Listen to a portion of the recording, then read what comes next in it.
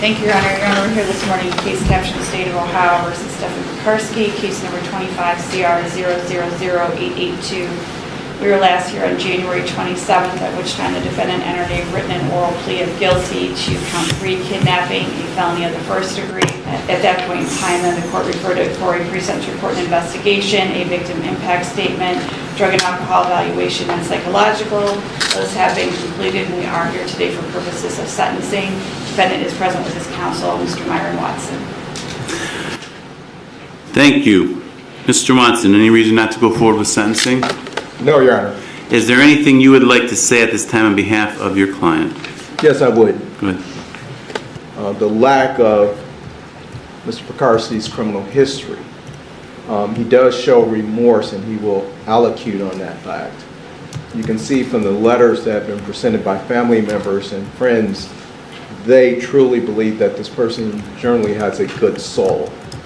I think what's also mitigating here, Judge, is you have Mr. Pekarski, who, for a difficult childhood and early drug use, and I mean, it was kind of shocking to know that his introduction into drugs was at a very tender age. He's tried to work and get over his addiction, but it's come with some hiccups and some missteps, which typically does happen for people who are chemically addicted to heroin and amphetamines. He was, and I think what's mitigating here, Judge, is Mr. Pekarski was in a long-term relationship with the complainant in this case, the victim in this case. There was a very emotionally charged issue about them having a child and his level of participation in that with regard to that child. I think that is factually not in dispute, that the argument and the disagreement and the later actions on his part, wrong, no doubt, but mitigated by the strong emotional situation that he really wanted to be involved with the child. And things spun out of control, and he was not thinking clearly because he was intoxicated, he was under the influence of drugs. That's not an excuse, and we're not using it as an excuse, but we're saying that based upon our contact with the complainant in this case, they feel like he's a good person. And that when our people interviewed the complainant in this case, they indicated that they wanted lenient treatment for him. That at some point when he's gotten his act together, to forge a relationship with his daughter. Mr. Pekarski worked as a carpenter, worked very hard at it, was very good at it. But he had a bad misstep here, Judge, and there's nothing to minimize that. If there's any suggestion in my sentencing memorandum that I didn't believe that this was serious, that's not the case. And he's always acknowledged that he felt that it was serious. His overriding belief that he wanted to be a part of his child's life, and wanted to be a part of a family relationship with the complainant in this case. We're hopeful that the court would take in both the psychological report, which indicates that he was suffering from major depressive disorder, that he's had some mental issues going on that are currently being addressed, and we would hope that the court, with the proper programming and the proper working hard with the tools in which the prison will give him, will help him get over some of his problems and eventually be able to re-enter into society. We're optimistic about that. His mom is here, his sister is here. They're rooting for him. They love him and they care about them because they know what the struggle has been for him. And I know that the state probably said that it's not something that the court should give a great amount of weight to, but we will hope that the court will see its way clear that 9 years is a very long time for someone to be incarcerated.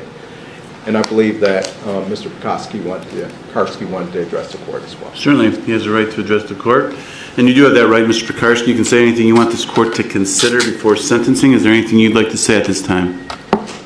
Yes, Your Honor.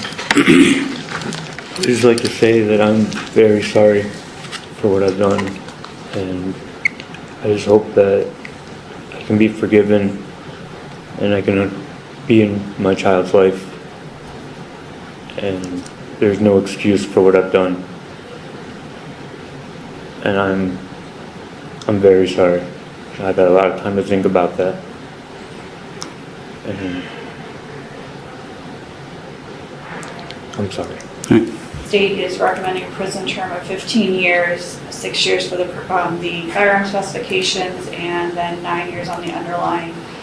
Also, as I indicated in chambers, I want to place on the record that I take issue with what the sentencing memorandum says about the victim recanting. That is simply and absolutely 100% not true.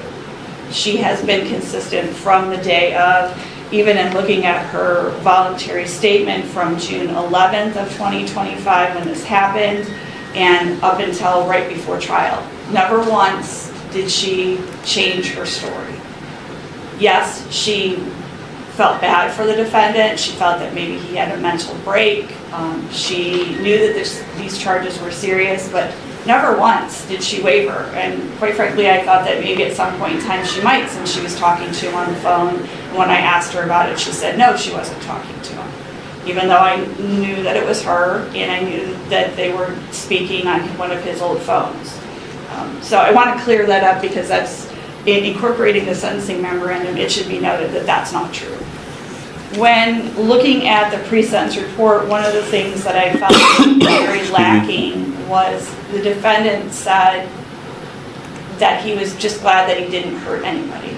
And I guess he doesn't realize or can't grasp the extent of damage that he has done. The victim in this matter was so terrified that she ended up getting a protection order. And when you look at what happened that day, it started in the morning when she had been at his mother's house with him.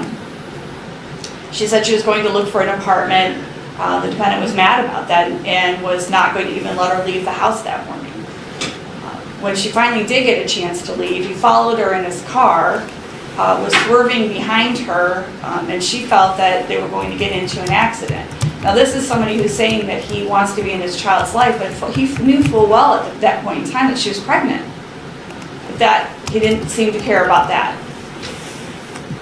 Shortly after, Nikki ended up pulling into American Electric, a parking lot there.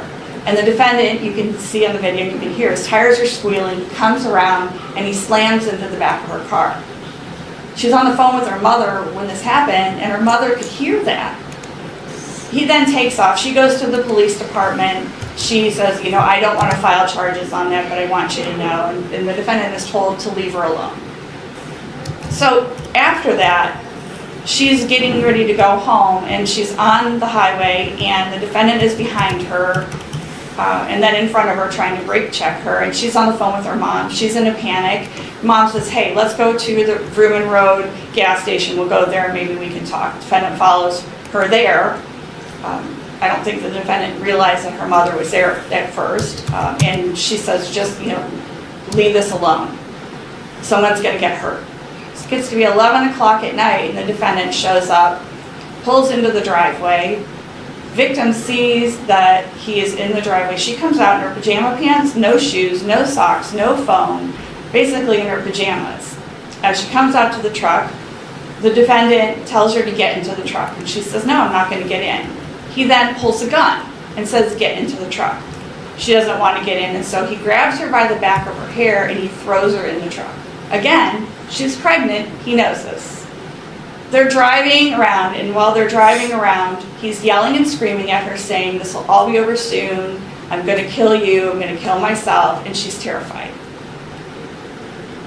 So this has gone on from morning until late at night. He even takes her at one point in time down a road, Wood Road, and that's actually where her sister had died as a result of a car accident. Drives her through that area, still saying that he's going to kill her.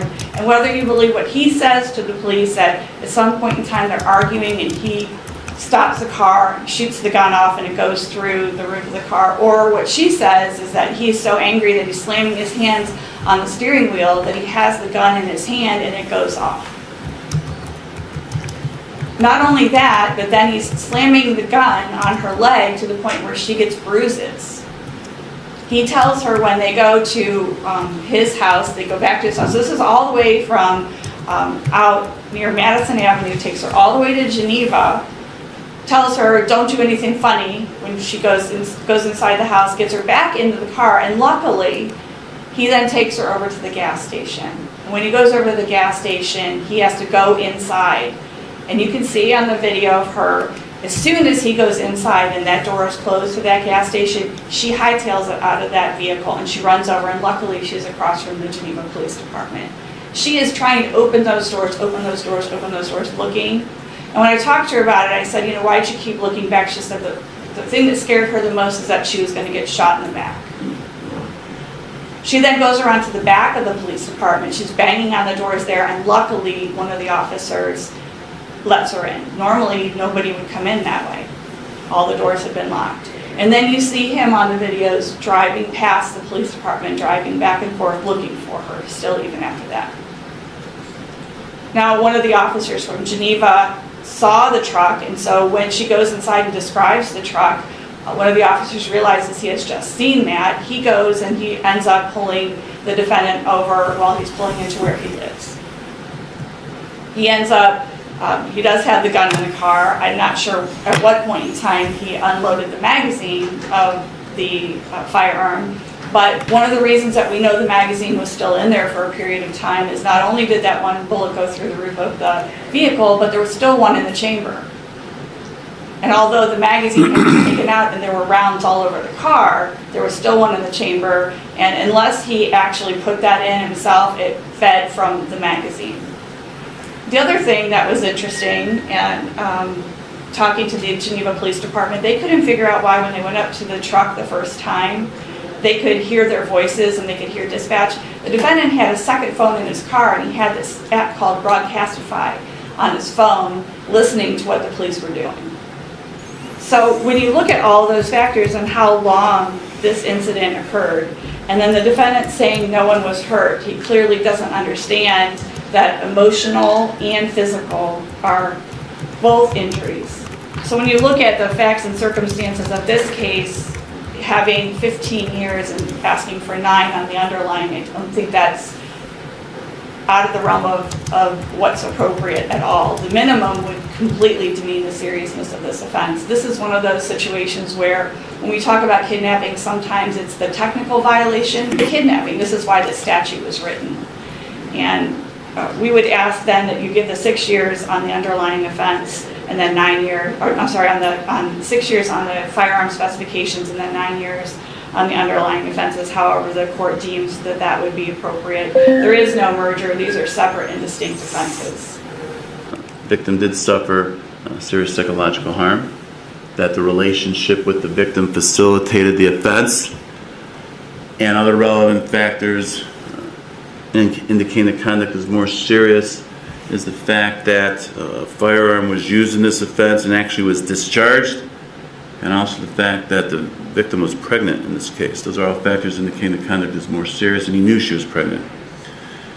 Nothing makes it less serious. Therefore, it will be the sentence of this court that on count 3, the defendant serve an indefinite prison term of a minimum of 4 years, maximum of 6 years. On count 5, he serve a prison term of 4 years. The prison terms will run concurrent with each other.